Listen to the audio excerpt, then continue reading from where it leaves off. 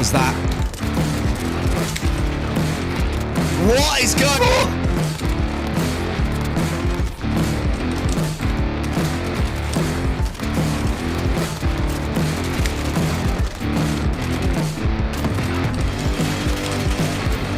Yo YouTube, what is going on? Welcome back to another YouTube video, and today we're already filming for episode 11 of Featured Class Guys. I can't believe we've done 10 episodes previous to this. If you guys haven't seen them, feel free to check them out. We've already done 10 class guides and builds showing you guys some of my favorite, underrated, or even best multiplayer guns, including their attachments, builds, and why it is that I use them the way that I do. Today, for episode 11, we're going to be showing you guys none other than the Scar.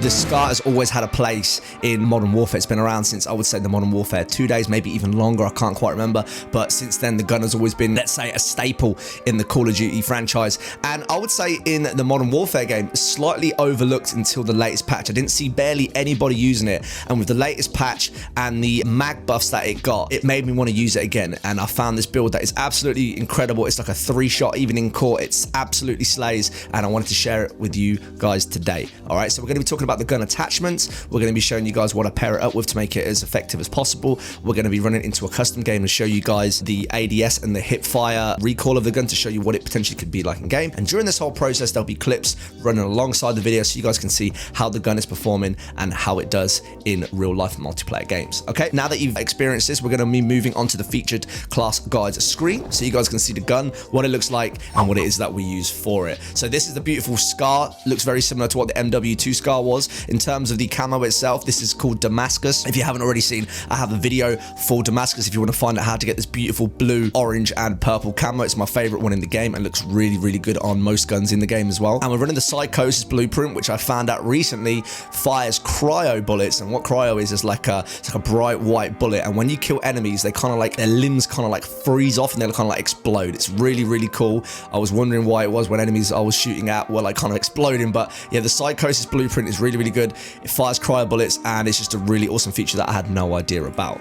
In terms of the gun's attachments and why it is that I use what I use, I'm going to be explaining each different one, and I'm also going to give you guys some secondary options if you did want to go down a different route, okay? For the muzzle, we're running the monolithic suppressor, which you guys are probably seeing in a lot of my videos. For sound suppression and damage range, you get pretty much a silencer for your gun and you get increased damage range at the expense of a little bit of ADS and aim, walking steadiness, which is built up from other perks in the game anyway. Monolithic suppressor is really good because we don't run a barrel on this gun. It gives me the range that I need and provides me that silencer at the same time. If I was to run a barrel for this gun, it would be the Forge Tac 17.2 LB, which is kind of like the middle barrel. You don't want to run the CQC as you'll lose pretty much all your range for it. And also the 20-inch would probably be too big of a barrel unless you're playing maps like Grasna Raid and Piccadilly and you need that range. Then 20-inch will probably be a lot better. But if you want to go for like a middle route, the 17.2 is fine. However, I choose to run monolithic suppressor instead as it works for me. All right, for the laser, we're running the TAT laser, which has pretty much become a staple on all of my guns. You know, for losing your position when active, you know, getting the green beam that comes out for increase of ADS, aim stability, and aim walking steadiness, you can't really say no. This laser is really, really good. It gives you lots of stats for not much of a deficit, and it just makes guns really aggressive and really effective. I really like the TAT laser right now, and I'm pretty much using it on every single one of my guns. I was previously running the F-TAC collapsible stock, which is similar to no stock. However, I've stopped running it now in replace of the TAT laser as I love it, and I've just fell in love with it on pretty much every single gun build that I'm using. For the optic, we don't run any optics on this gun, doesn't need it. The iron sight is more than good enough to be able to take enemies out and would be a waste of a slot. Same with perks as well. You don't need to be running sleight of hand. It has a fairly quick reload time. No need for stuff like FMJs. The gun kills really fast anyway. All right. For the rear grip, we're running the classic stipple grip tape, which gives you ADS and sprint and fire speed, which allows the gun to be really snappy. Even in core, if somebody shoots at me first, I can react, shoot at them back, and potentially still take them out with the gun's very high time to kill speed and just how effective the gun is with it being so snappy by using stuff like this and the TAT laser combined. For ammunition, you want to be running the 30 round mags to give you as many or as much ammunition as possible. As standard, it comes with 20. You have the choice for 25, and 30 is probably your best option, not to mention that it looks great in white with the Psychosis blueprint as well. You'll get 90 rounds as a total, and then the 30 round mags will obviously give you the most clips or the most amount of ammunition available in a clip at a time, so you can get the most out of taking people out. You do lose a little bit of movement speed and ADS, but honestly I won't worry about it too much as you gain most of it back between the laser and the stipple grip tape. Finally, you get the Merc foregrip, which gives you extra recoil control and hip fire accuracy, and there's also rumors that the Merc foregrip also increases your character speed by 3%. Even though this is not stated in the description itself, apparently there has been videos about it that Merc foregrip does increase movement speed, so if you get an extra buffs, why not use it, right? Merc foregrip is fantastic. If you're thinking about more long range, think about maybe Commando foregrip, again with a longer style barrel, but that's up to you. This one works great for short, medium, and even sometimes long range engagements, okay? This is a great build, highly recommend it. We pair it up with the Renetti, which we're not going to talk about too much in this video, but just to let you know, this is the MK3 Burst Mod Renetti with the TAT laser, XRK speed grip, 27 round mags for as many mags as possible, and finally the lightweight trigger to make the gun shoot as fast as possible. Still the best pistol in the game in my opinion. Don't need to use it akimbo. Takes people out in 2 to 3 bursts. Really effective. Swaps very fast, and highly recommend it if you're an aggressive player like me. Now this is where I need y'all to listen up. This is something very different that we haven't spoke about in too many other videos. Right? If you press R or whatever it is if you're on console to activate the specialist on this gun class to get the most out of it, I highly recommend to run specialist. Now why I recommend that is because you're going to want to have scavenger on due to you running out of mags pretty quickly on this gun because it only allows 30 round mags. 90 ammo isn't the most and you can run out of it pretty quickly.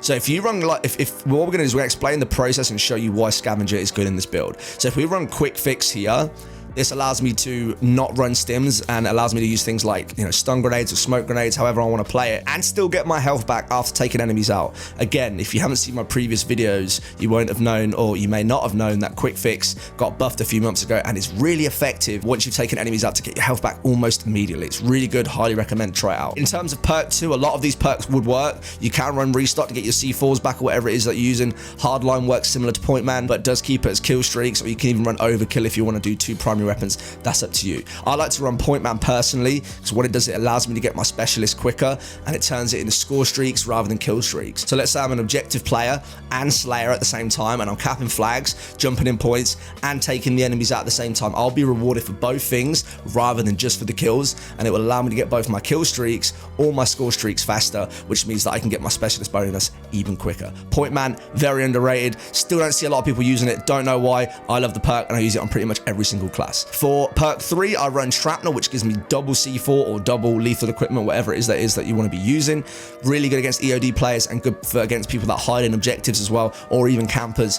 Double C4, if you're aggressive like me, you can't say no to it. Finally, we move into the specialist perks. You want to be running scavenger, so by the time you get to this point and you've got your 2 kills or 2 kills worth of score, you can start getting your ammo back by running over dead bodies, and then you've just got this scar that regenerates itself and you can just start absolutely slaying out. We then run tune up to get its field upgrades by 40%, so you get your dead silence or whatever it is that you're using 40% quicker, and then finally EOD to keep you alive in case people start throwing C4s at you, rockets at you, whatever it is. At 7 kills you get your specialist bonus and you'll be awarded most perks by then. Okay, mentioned in C4s, that's what we run as the lethal equipment. You can double tap by pressing the F button or whatever the use button is for you. I'll show you guys when we get in the custom game what the C4s are like.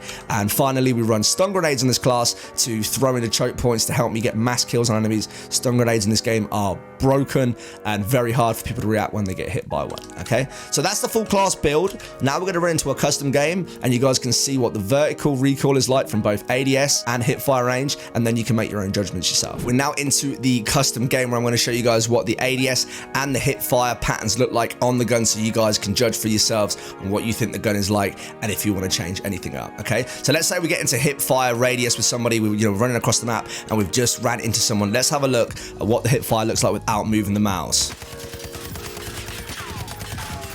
Alright, so bullet placement is still pretty steady. They're kind of close between each other, and the vertical recoil isn't too bad. It still stayed on the container itself. So considering that we're not really even using a 5NW laser, hip fire on the gun is still pretty effective. And if you're going to be running at people and you're editing some close engagements, the gun can still be quite effective at taking people out from a close range. Now, if we were to move further back and we were to go down from the bottom and go from an ADS perspective, let's see what it looks like with the Merc foregrip without moving the mouse.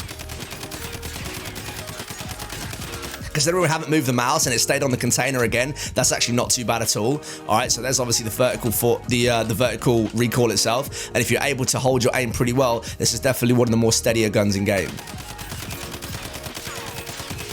as you can see, now that we're actually holding our aim together, pretty much keep it within a position whether you're moving left and right, you're able to strafe, and the gun doesn't lose control in comparison to other guns with heavy recoil, stuff like Odin and a few other different guns in the game as well, okay? So now we're gonna make a little bit of a movement around the map so you guys can see how the gun plays out. You can see that when aiming in, the gun aims in very quickly. It's very snappy, as like the guns that I like to show you in previous videos. And this is obviously very important for people that play aggressively. And if you've got enemies appearing from your right, enemies from the left, you want to be able to react to people. If you've got people shooting at you across the map, with this game where the time to kill is so high, you can just die so quickly. You know, it's very important that you're able to react on people very, very quickly. C4's over the wall, fast explodes, C4's over the wall again.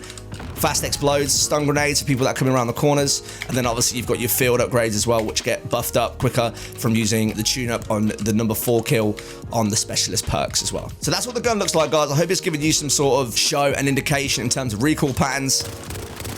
Obviously, you got your Renetti as well, which is super fast-paced and really good for a secondary gun. And yeah, I hope you guys get some sort of benefit from checking out this video in regards to what it looks like in terms of recoil patterns. If you feel like you want to add Commando foregrip, or you want to run a different barrel, or maybe even run the 5 MW laser, if that works for you, that's up to you. But this is my guide, and this is the reason why I chose to do what I've done. Yo, homies, welcome back to the final part of the video. As of recording this video, we are just short of 5K on YouTube. Thank you for all of your support. Thank you to everybody who's already subscribed and supporting the videos. If you haven't already, please feel free to hit that subscribe button. It really helps and supports me. Feel free to post any constructive or positive feedback in the comments, as that also helps me to know where you guys want to see the direction of the channel, if you're enjoying the video, and if there's anything that you want to see to make the videos even better. You can find all these classes, you can see these used live on stream at twitch.tv/Stallion. If you guys have enjoyed the videos today, thank you so much for all of your support, and I look forward to seeing you on the next one. Take care.